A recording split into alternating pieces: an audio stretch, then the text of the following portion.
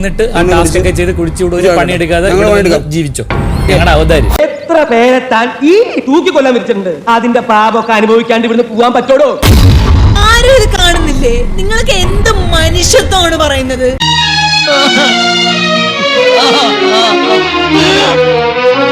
കാണുന്നില്ലേ? നിങ്ങൾക്ക് എന്ത് മനുഷ്യത്വമാണ് പറയുന്നത്?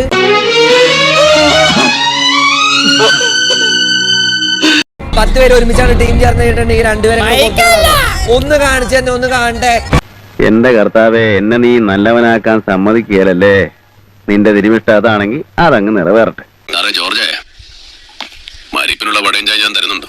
ഇന്ന് അവന്റെ കുടലെടുത്ത് മപ്പാസ് അടിച്ചിട്ട് തന്നെ കാര്യം.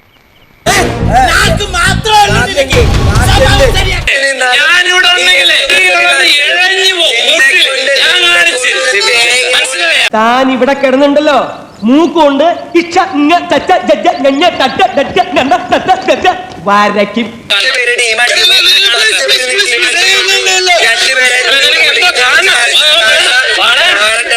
നീ അവനെ കൊണ്ടുപോയത് നന്നായി, ഇല്ലെങ്കിൽ ഞാൻ അവനെ കൊന്നേനെ.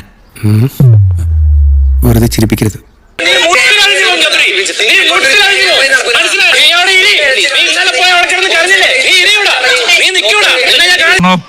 മോനെ നീ എന്നെ കണ്ടടാ.